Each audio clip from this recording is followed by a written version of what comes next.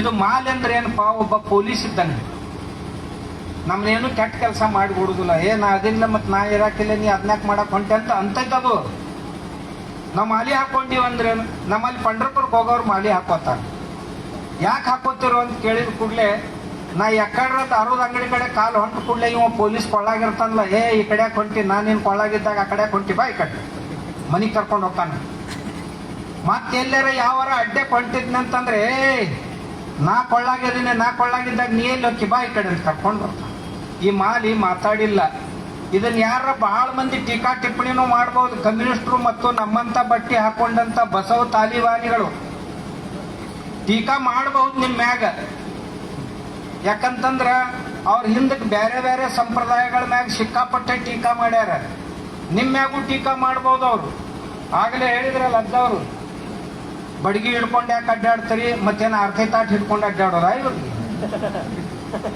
ನಮ್ಮ ಹುಡುಗಿಯರ್ನ ಎತ್ಕೊಂಡು ಹೊಂಟಾರ, ಬರೀಪ್ಪ ನಿಮ್ಗೆ ಆರ್ತಿ ಬೆಳಿಗ್ಗೆ ಇಬ್ಬರನ್ನು ಮನ್ಯಾಗ ಕರ್ಕೋತೀವಿ ಅಂತ ಹೇಳೋದ? ಹಿಡ್ಕೊಂಡು ಬರ್ಬೇಕಪ್ಪ, ಹಿಡ್ಕೊಂಡು ಬಂದು ತಿಳಿಸಿ ಹೇಳ್ಬೇಕು ಅವ್ರಿಗೆ.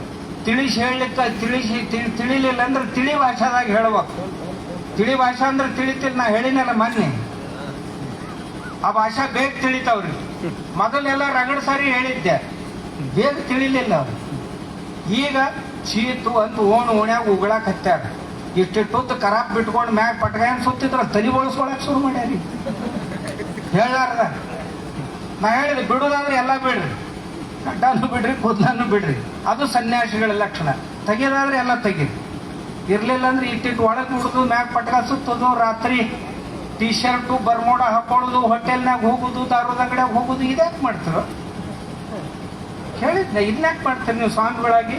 ವಾಲ್ಯಾಗಿ ತಂದು ಹೋಗ್ರಿ ಮನೆಗೆ, ನಾವು ಸಾಯ ಹೋಗ್ರಿ ಅಲ್ಲೇ. ಈ ಮಠ ಬಂದು ಮಠಗಳನ್ನ ಯಾಕೆ ಹಾಳು ಮಾಡ್ತೀರಿ ಅಂತ ಕೇಳಿದ್ವಿ. ತಿಳಿತಾವ್ರಿಗೆ ಆ ಭಾಷೆ. ಇನ್ನು ಮುಂದೆ ಹಂಗೆ ಮಾಡಕ್ ಬರುದಿಲ್ಲ ಅಂದ್ರೆ, ಯಾಕಂದ್ರೆ ಊರಾನವರು ಕೇಳಕ್